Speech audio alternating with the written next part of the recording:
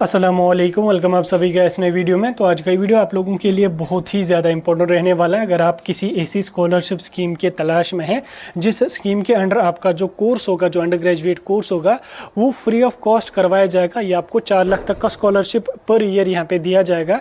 इस वीडियो में मैं आपके साथ PMSSS के बारे में बात करने वाला हूँ। मैं आपको डिटेल में समझाऊंगा PMSSS क्या है, एलिजिबिलिटी का क्राइटेरिया क्या है, कौन कौन से कोर्स यहाँ पे करवाए जाएंगे, उन कोर्सेज की क्या एलिजिबिलिटी रहेगी, एडमिशन्स के लिए कौन सा एग्जाम आपको देना होगा, सीट्स कितनी हमारे पास है, रजिस्ट्रेशन ऑलरेडी कल यहाँ पे स्टार्ट हो चुकी है, डॉक्यूमेंट्स क्या क्या लगेगा, अमाउंट आपका स्कॉलरशिप का कितना दिया जाएगा। ठीक, कंप्लीट जानने के लिए इस वीडियो को पूरा एंड तक देख लेना है। चैनल को भी सब्सक्राइब कर देना और उसके अलावा व्हाट्सएप पे टेलीग्राम ग्रुप दोनों ज्वाइन कर देना। लिंक आपको दोनों की डिस्क्रिप्शन में मिल जाएगी। तो चलिए वीडियो को शुरू कर ले। तो देख लेते हैं यहाँ पे PMSSS स्कॉलरशिप स्कीम के बारे में। तो देखिए, ये जो स्कॉलरशिप स्कीम है इसके बारे में मैंने ऑलरेडी बहुत सारी वीडियोस डाले हैं, आप लोगों ने देखे होंगे, आपको पता चल गया होगा। थोड़ा सा मैं रिकैप्चुलेट करवा देता हूँ। ये जो स्कॉलरशिप स्कीम है ये सेंट्रल गवर्नमेंट ऑफ इंडिया की तरफ से जम्मू कश्मीर और लद्दाख के बच्चों को दी जाती है, जिसमें बच्चों को अंडर ग्रेजुएट का जो पूरा कोर्स होता है वो फ्री ऑफ कॉस्ट करवाया जाता है। इंडिया के डिफरेंट स्टेट्स में अच्छे टॉप मेडिकल कॉलेजेस में या जो भी अदर कॉलेजेस होंगे, चाहे वो सेंट्रल यूनिवर्सिटीज़ होंगे, इसमें तमाम स्ट्रीम के बच्चे एलिजिबल हैं। Arts, medical, commerce, non medical, तमाम स्ट्रीम के बच्चे यहाँ पे इसमें एलिजिबल होते हैं। ठीक, इसमें हर साल 5000 बच्चों को सिलेक्ट किया जाता है, जिसके बारे में मैं आपको आगे चल के डिटेल में समझाने की पूरी कोशिश यहाँ पे कर लूँगा। तो सबसे पहले हम बात करेंगे इस स्कीम के एलिजिबिलिटी की क्राइटेरिया की कि कौन सा बच्चा इसके लिए यहाँ पे एलिजिबल रहने वाला है। सबसे पहले कैंडिडेट यूटी जम्मू कश्मीर या यूटी लद्दाख का रेजिडेंट होना चाहिए। उसके बाद कैंडिडेट का जो 12th है वो यहाँ पे पास होना चाहिए, चाहे जेके बोर्ड से पास हो या CBSE से हो पास। ठीक, तो वो इसके लिए एलिजिबल होगा। और उसके अलावा कैंडिडेट की जो फैमिली की एनुअल इनकम है वो 8 लाख के बिलो यहाँ पे होनी चाहिए, यानी कि 8 लाख या 8 लाख के बिलो होनी चाहिए। 8 लाख के अबो अगर है तो वो इस स्कीम के लिए एलिजिबल नहीं है। और जिस बच्चे को यहाँ पे लेटरल एंट्री में एडमिशन लेना है तो उस बच्चे को यहाँ पे पॉलीटेक्निक का डिप्लोमा कंप्लीट होना चाहिए किसी भी रिकॉग्नाइज्ड इंस्टीट्यूट से जो जम्मू कश्मीर या यूटी लद्दाख में लोकेटेड हो। ठीक, अगर आप लेटरल एंट्री करना चाहते हो, अगर आप सिंपल कोई ग्रेजुएशन करना चाहते हो तो उसके लिए सिंपल आपका 12th पास होना चाहिए।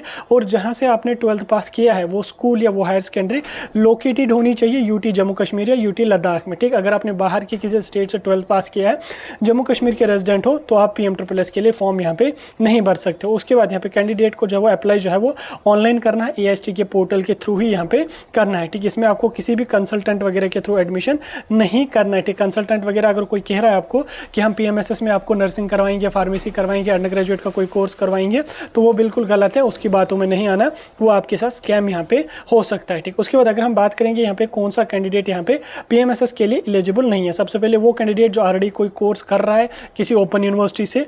उसके बाद यहाँ पे मैं इंपॉर्टेंट जो पॉइंट्स हैं वो आपको बता दूंगा। अगर किसी कैंडिडेट मतलब कोई कैंडिडेट यहाँ पे पोस्ट ग्रेजुएट का कोई कोर्स कर रहा है वो भी यहाँ पे एलिजिबल नहीं है। किसी कैंडिडेट की जो एनुअल इनकम है वो 8 लाख के अबो है, फैमिली की एनुअल इनकम 8 लाख के अबो है, वो भी इसके लिए एलिजिबल यहाँ पे नहीं है। या कोई कैंडिडेट किसी एजेंट या NGO के थ्रू PMSSS में एडमिशन ले रहा है वो भी यहाँ पे इस स्कीम के लिए एलिजिबल नहीं। या कोई कैंडिडेट ऑनलाइन AIST के पोर्टल पर रजिस्ट्रेशन नहीं कर रहा है वो भी यहाँ पे इस स्कीम के लिए एलिजिबल नहीं है। ठीक, याद रखना, इन चीज़ों को अपने दिमाग में बिठा के रख लेना। अब अगर हम बात करेंगे यहाँ पे कोर्सेज के बारे में, तो कोर्सेज जो हमारे हैं वो यहाँ पे 3 टाइप के कोर्सेज हैं। सबसे पहले हमारा यहाँ पे रहेगा जनरल डिग्री।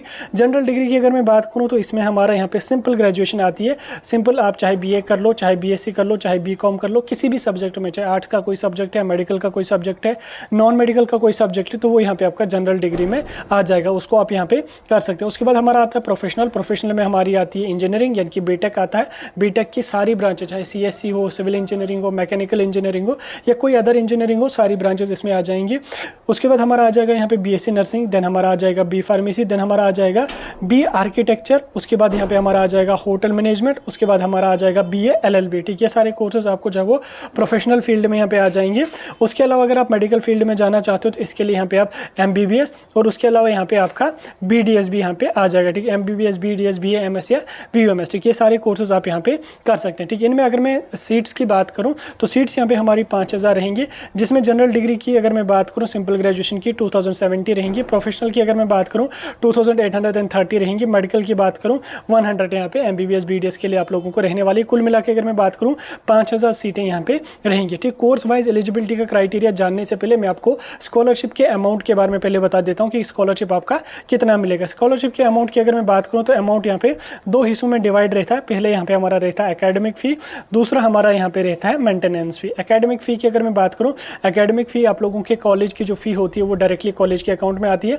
मेंटेनेंस के लिए बच्चे के खुद के अकाउंट में यहाँ पे आता है, जिसमें उसको हॉस्टल, खाने पीने, रहने का खर्चा, आने जाने का खर्चा या स्टेशनरी का खर्चा निकालना पड़ता है। ठीक, ये भी डिपेंड करता है आपके कोर्स पे। जैसे अगर आप फॉर एग्जाम्पल जनरल का कोई कोर्स कर रहे हो, सिंपल ग्रेजुएशन कर रहे हो, तो उस कंडीशन में आपको जो एकेडमिक फ़ी होगी वो 30,000 तक आपके कॉलेज को दी जाएगी। यानी कि कॉलेज की जो फ़ी होगी वो अप टू 30,000 कॉलेज को दी जाएगी। आपको मैं बताता चलूँ, जनरल कोर्सेज में 30,000 के अंडर ही यहाँ पे फ़ी रहती है। 30,000 के ज़्यादा किसी कॉलेज में यहाँ पे फ़ी नहीं रहती है। कोई एक आधा कॉलेज अगर होगा, अगर उसमें फ़ी ज़्यादा होगी तो कॉलेज वाले उसको एडजस्ट करेंगे, स्टूडेंट को खुद से पे नहीं करना होगा। ठीक, ये फ़ी जो है वो डायरेक्टली AIST कॉलेज के अकाउंट में देती है, ये बच्चे के अकाउंट में नहीं आती है। उसके बाद यहाँ पे आपको हॉस्टल के लिए 1 लाख दिया जाएगा, जो डायरेक्टली आपके अकाउंट में आ जाएगा, स्टूडेंट के अकाउंट में आ जाएगा, जिसमें उसको हॉस्टल, मेस, खाने पीने का खर्चा, आने जाने का खर्चा, स्टेशनरी का खर्चा निकालना पड़ता है। आपको मैं बताता चलूँ, हॉस्टल वगैरह का यूजुअली 50 to 60,000 यहाँ पे फ़ी होती है।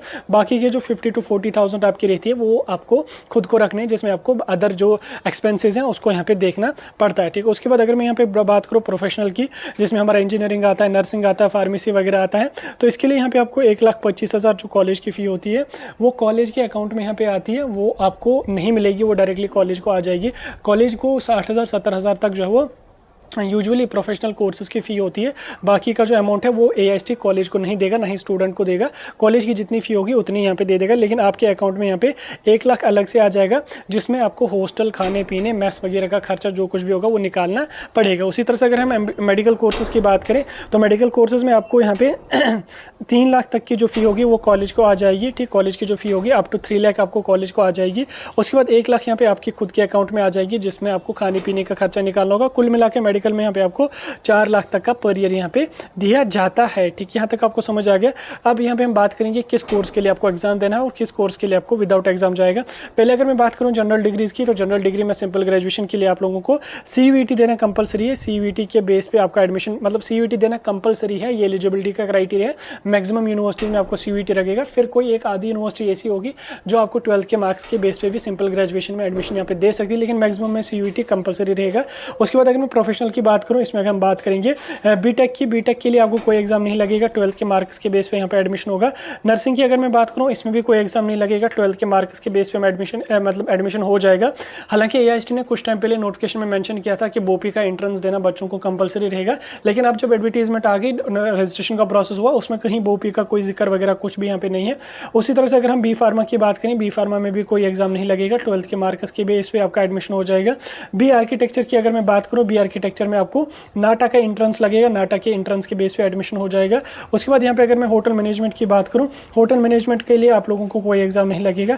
BLLB की अगर मैं बात करूँ, BLLB में आपको है यहाँ पे क्लैट का एंट्रेंस देना होता है, क्लैट के एंट्रेंस के बेस पे आपको LLB में यहाँ पे एडमिशन मिलता है। उसी तरह से अगर हम मेडिकल कोर्सेज की बात करें, MBBS BDS की बात करें, तो इसमें आपको नीट UG के स्कोर के बेस पे एडमिशन हो जाता है। ठीक है, यहाँ तक आपको समझ आ गया। अब अगर हम बात करेंगे रजिस्ट्रेशन की, तो रजिस्ट्रेशन ऑलरेडी स्टार्ट हो चुकी है। 22 जुलाई आपकी यहाँ पे लास्ट डेट रहने वाली है। अगर आपने 12th 2022, 2023 और 2024 में यहाँ पे पास किया है तो आप इस स्कीम का फ़ायदा ज़रूर उठा देना। आप इस स्कीम के लिए एलिजिबल हैं, फिर आप किसी भी स्ट्रीम से बिलोंग करते हैं तो आप इस स्कीम का यहाँ पे फॉर्म ज़रूर भर लेना और इस स्कीम के लिए यहाँ पे आप एलिजिबल हैं। डॉक्यूमेंट्स आपको सिंपल लगेगी, एक आपका फोटो लगेगा, सिग्नेचर लगेगा, उसके बाद यहाँ पे आपकी डोमिसाइल सर्टिफिकेट लगेगी, आपकी इनकम सर्टिफिकेट लगेगी, 10th 12th की मार्कशीट लगेगी, आपकी 10th की डेट ऑफ बर्थ लगेगी, यही सारे डॉक्यूमेंट, और आधार कार्ड आपका लगेगा, यही सारा डॉक्यूमेंट आपको लगेगा। रजिस्ट्रेशन के बारे में मैंने ऑलरेडी वीडियो डाला है, उस वीडियो की मैं लिंक डिस्क्रिप्शन में दे दूंगा, जाके एक बार उस वीडियो को चेकआउट करें और देख लें किस तरह से करना है, क्या कुछ यहाँ पे करना है। फिलहाल ये स्कीम के बारे में मैंने आपको डिटेल में इन्फॉर्मेशन बता दी। कोई डाउट होगा मुझे कमेंट सेक्शन में पूछ सकते हैं।